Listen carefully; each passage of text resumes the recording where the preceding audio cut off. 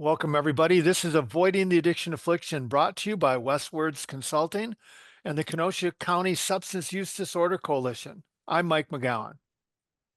Perhaps you've seen the billboards. They're in a lot of places, or articles online about ketamine therapy. Seems like just a little while ago we were discussing ketamine as a drug to avoid. About a year or so ago, we had a conversation with DJ Quam, my guest today, about his recovery. When I heard that he had tried ketamine therapy, I asked him to come back and talk about that experience, and he generously agreed. Welcome back, DJ. How are you? Yeah, doing well. How are you? I'm great. Now, we're going to put a link to our last podcast, which I think was like a year and a half or so ago, at the Excellent. bottom of this. But just so that people who are too lazy to go back and listen, refresh us a little bit. How long have you been in recovery now? I have been sober from alcohol for just about 4 years. January will be 4 years. Congratulations. That is great. Yeah, thank you. And that was your drug of choice, as I recall, right? Yeah, and actually, yeah, I mean that was my drug of choice, and I didn't actually use really any other illicit substances. Yeah, I was pretty vanilla in the sense that I just had alcohol. Well, okay. So since you went through that, I assumed, since we're talking about ketamine therapy, you hit some kind of a little wall. Like, what made you want to consider ketamine therapy? What was going on? I Yeah. have, an actual, diagnosed history with depression and anxiety, as probably many people do. In 2018, I was actually hospitalized for a pretty, acute anxiety situation. So have always kind of known that I'm somewhat at risk for, very stressful situations triggering. It's usually anxiety type attacks. Other times it kind of puts me into a depressive funk. Mm. But I guess earlier this year, 2024, I had, nothing too out of the ordinary, but at work, I got a new boss. I wasn't really clear how I stood with my new boss. And, of course, work was stressful, and it was just building, compounding. And, you know, even though I am and was and continue to be sober, but I was not necessarily making time for some of my outlets, downhill skiing for me, riding my bicycle, rock climbing, etc. So I just remember one day I was walking my dog with my partner, and we had driven to a park, and something that the dog was just like not behaving real well on the leash. And long story short, I ended up having like a full-blown panic anxiety attack in the back seat of the car at like the local park, really from nothing other than like the dog just kind of doing his normal thing. He wasn't behaving anything kind of out of the ordinary. And had kind of long suspected that even though I'm on an antidepressant, that it wasn't quite enough. I'd Hmm. cycled through CBT, cognitive behavioral therapy. I'd probably seen three different therapists over the last 5 or 6 years. And, they were modestly effective, but I'd been in and out of CBT therapy for the better part of the last 10 years. And especially after my hospitalization, of course, that was a condition of my discharge, was to follow a plan. And I did for probably 2 or 3 years. But I just knew like this depression and anxiety wasn't really going to be fixed with talk therapy. And so my partner is, his day job is in healthcare. Now, he's not a psychiatrist, so he doesn't necessarily follow all the literature on ketamine, but he at least was aware of the fact that ketamine has an off-label use for treating depression. And so he kind of encouraged me to look into it, not necessarily suggesting that I do it, but ultimately, I'm a engineer scientist by education. I do a lot with clinical and medical work in my day job. So I read quite a few as pretty well cited, well published articles on ketamine therapy. And it was the evidence in terms of its efficacy on depression was pretty clear. The sort of the variable tends to be the how it's administered. That tends to be the more, kind of up in the air variable piece. But that's kind of where I landed. I kind of ultimately just hit a wall in my depression, and after sort of, an informed, thoughtful process that honestly took probably 3 or 4 weeks before I kind of went from panic attack to, like actually filling out the online form. It was probably 4 weeks of, should I do this? Of course, it's not covered by my insurance. So it was like, do I Right. want to spend this much money on it and all of that? So kind of a very long answer to your question, but that was it. Oh, it's great. In fact, it answered some of the other questions. So you did your own stuff and Mhm. because you can find access to it. So you didn't go through a physician or a therapist, but there are these online Yeah. therapeutic things. And Yeah. then, So I used a service called Mind Bloom, which is I did quite a bit of research in terms of which of the online providers had a protocol that was, well validated and well sort of cited. And I felt comfortable with the one called Mind Bloom, which actually turns out to also be one of the longest. Like they've been around the longest, mhm. is at least as far as I could recall. Did it make you at all nervous that the FDA still hasn't certified it for official use? I would say no. So the FDA still regulates it Right. as a drug, right? So it's a class, whatever, I think class two. So it's still, the physical chemical is still regulated. So that was going to be my first concern is like, am I going to be taking something that's like, really stronger or somehow, had some sort of other unknown compound in it. So the fact that it's regulated by the FDA in terms of its compounding. And then, of course, I was working with an actual pharmacy that, has a registered pharmacist, signing off on it. So that was my biggest piece. In terms of the comfort with the FDA not having sort of cleared it for the use, there's a lot of drugs out there that people get prescribed every day that if you actually look at the prescribing label, you know, I think when it started, Viagra was for blood pressure, right? Yep. So that didn't necessarily concern me. And I also, felt like I had enough of my faculties to say, I'm comfortable taking that risk. And of course, you try it once, and there's no one forcing you to do a second dose if you don't like it, right? So, Did um, did they prescribe you the oral? Did they prescribe you the nasal spray? so I did the sublingual, which is under the tongue, and they also prescribe an anti-nausea med, so that you take an anti-nausea med like an hour ahead of when you expect to actually dose, and they actually tell you like it's sort of formulated to dissolve and that's typically done under the tongue, but they said that in all of the videos they actually recommend you put it between your cheek and your lower gum, and so it's very controlled. You only let it kind of linger for 7 minutes and then you spit it all out, so it's all through the tissue, the gum tissue is where all the sort of transfer of the pharmaceutical agent happens, and so it's pretty controlled.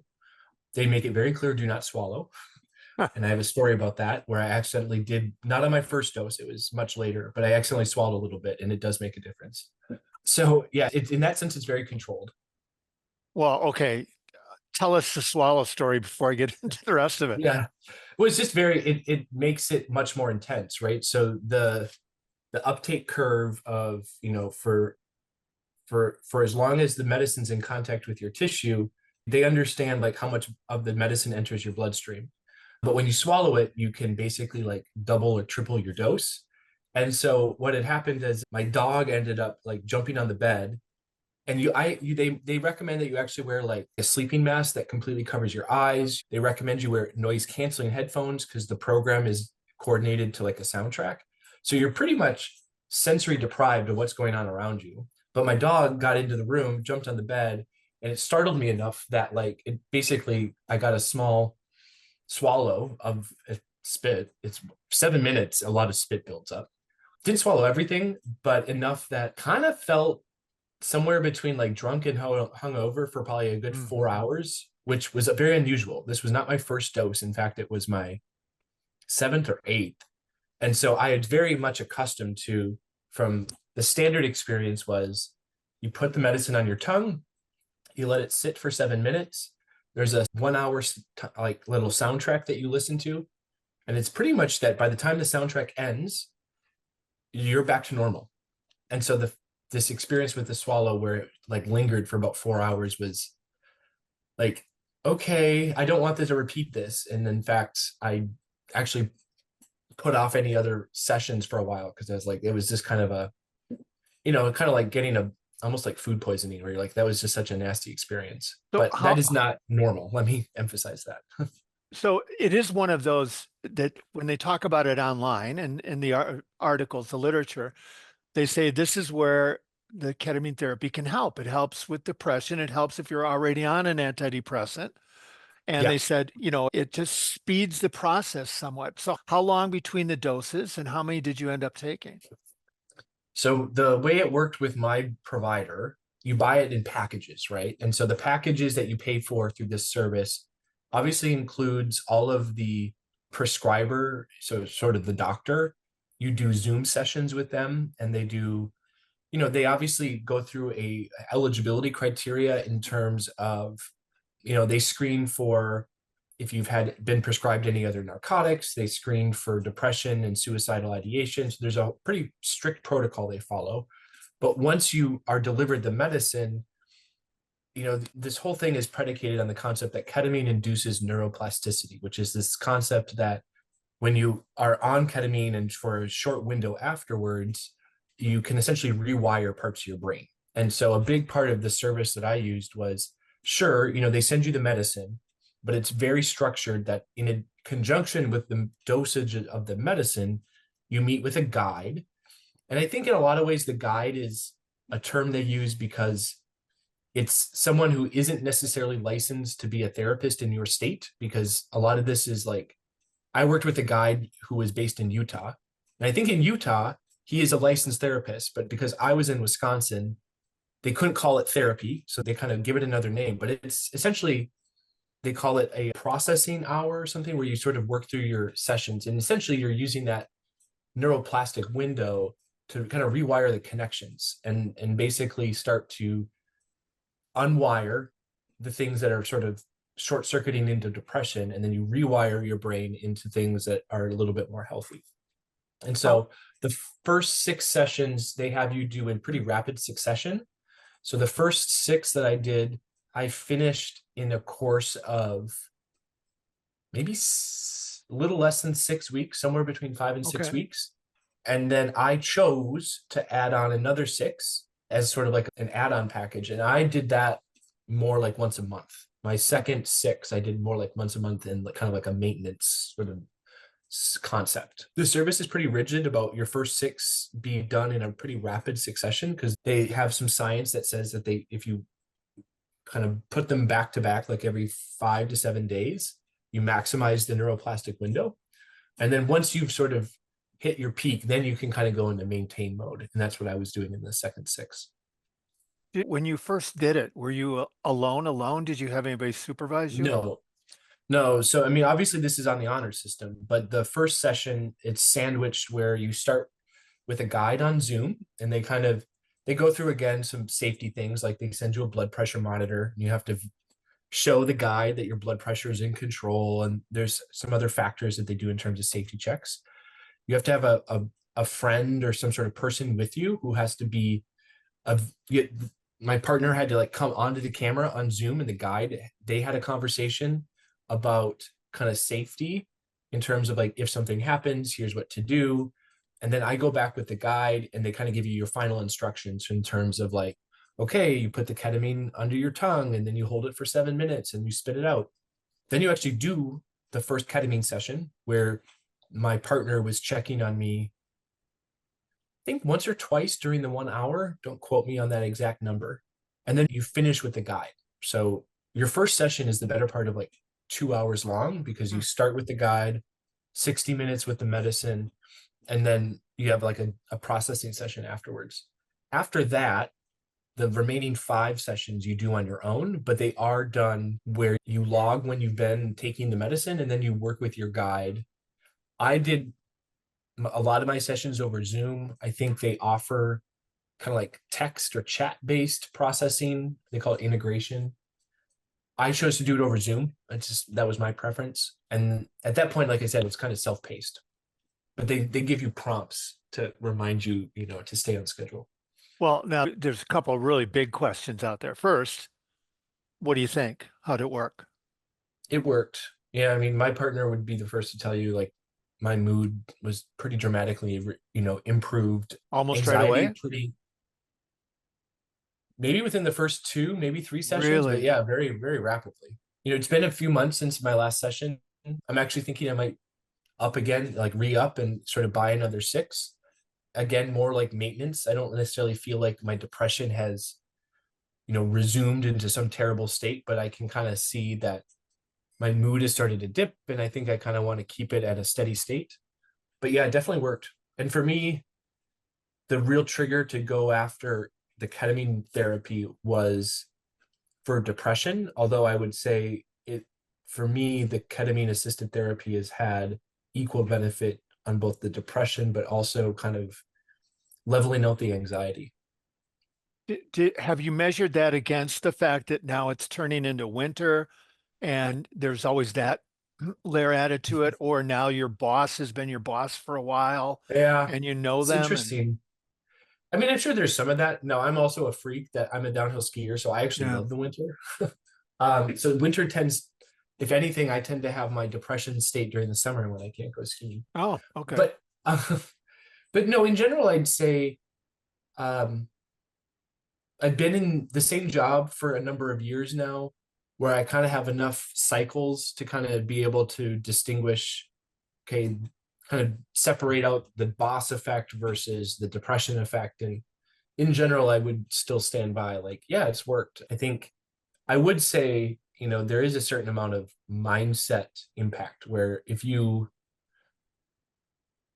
have to have kind of intentions. That's the one thing, at least the service I used, to make a very strong point to really make sure that your mental headspace is in a very neutral to positive place before you actually take the medicine, because that's kind of how you rewire your brain. If you go in and just take the medicine and you're in this nasty, cynical, negative, whatever mood, you're going to basically reinforce, or at least kind of make it more likely that you're not helping. So there's a big process where like you sit down and you don't just pop the medicine right away. You actually kind of start with, okay, it's journaling, then you set an intention, and then you pick your soundtrack. And then every ketamine session ends with some journaling. Some of that is simply just like recounting the visuals that you saw, and then it kind of flips into how do you actually integrate that with some of your goals for therapy, right? Because that's, again, the service I used, that was a very big component. It's, yeah, the ketamine is a tool to help you with a broader set of goals, and that is very well documented in sort of frankly, my chart, right? And they also, like, I know for a fact, because they also are looking at like my prescription history to make sure I haven't been prescribed a large number of other controlled substances. And I believe that if I had been having a lot of controlled substances, that I may not have been a candidate, but I didn't have any problems kind of navigating the medical legal side. Well, and it does have some dissociative properties. And I think when you Mhm. said you swallowed it, you went there. So my other questions, and I think this is relevant for the conversation, is as a recovering person, when you Mhm. experience Yeah. that altered sense, uh, Yeah. I'm sure you've had So, some folks say, "Don't go there." well, actually, I'm in AA. I think we've talked about that before. Right. And I did actually talk to my sponsor before I agreed to do it and kind of said, is this a really bad idea? Is it an okay idea? Now, I was pretty well sold on the idea to when I went and talked to my sponsor, but I was sort of like going forward with if there's a red flag here that I haven't seen, please raise it. Otherwise, I'm going to go ahead.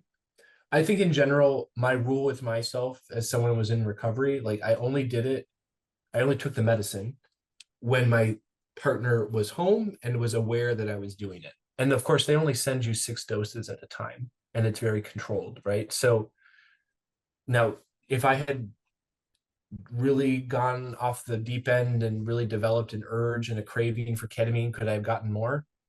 I don't know, probably.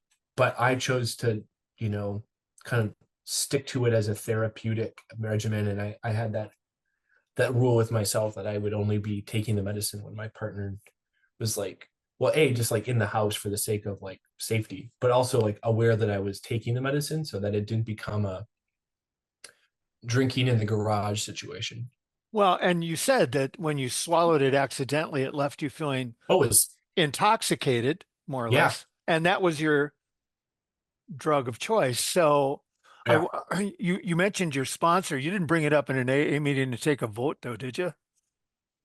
No, I did not. It was one on one.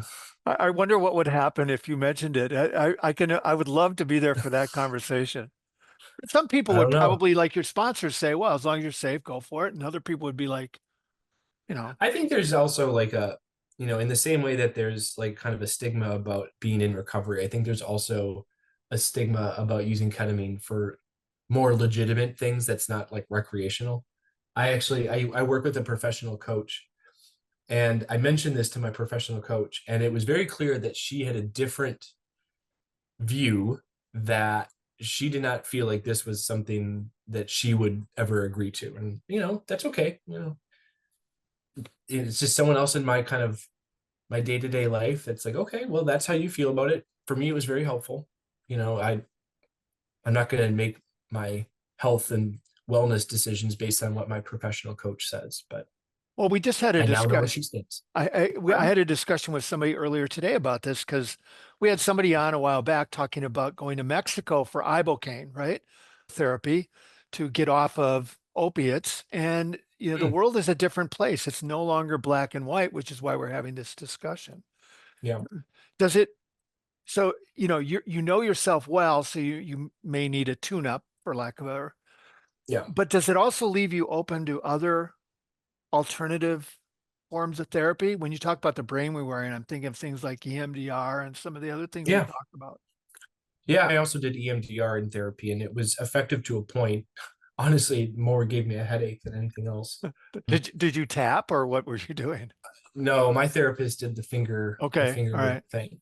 Yeah, I mean, in general, I'd say I'm pretty open-minded. I'm also, however, like very much show me the proof that it Yeah. works. And I think that's one of the reasons where I kind of fell out of favor with CBT, where it's like I've just done this so many times and I've tried very diligently to pick different therapists who have different sort of approaches, and inevitably the results were only ever okay, right? The results were never like earth-shatteringly profound. They were okay. And I feel comfortable saying that because like my sister's a therapist. I've gone to a lot of therapy, and I'm pretty confident to say that for me as an individual, CBT, if it was the only thing available, yeah, I would still do it. But knowing that there's other things, I'm happy I tried it. Now, would I go jump on some new, pharmacochemical agent that had very little evidence? No, probably not. Ketamine was kind of a known entity in the sense that it's been known for quite a while that ketamine had Hmm. an antidepressive effect. I think it's now really kind of entering that mainstream of like, a doctor can prescribe it to you. It used to be that doctors couldn't even prescribe it. And there was like a safe supply chain in which to procure it that came with the wraparound services like that I had. And to me, that was the sign that it was probably, okay to jump into that pool. When you got it, did you get it from a local pharmacy? No, it was shipped from like Oh, New so it was. Hampshire or Okay. something. Yeah.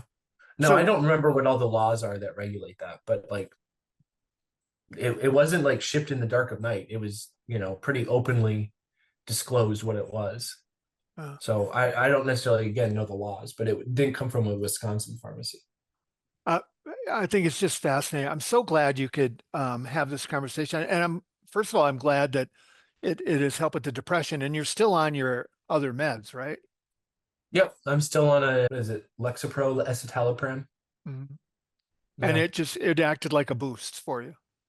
Yeah, absolutely. Definitely. Well, like all things, we keep learning all over and over again, Indeed. right? Yeah. Indeed. DJ, thank you for so much for being with us and talking about this. As you all know, Yeah. I'm going to put links on the podcast, not only the DJ's podcast, but also a couple that have articles about ketamine, so that if you want to do a little bit of your own, it gives you a start for that. You can all join us whenever you're able. And until you're able, stay safe, live well, and keep an open mind.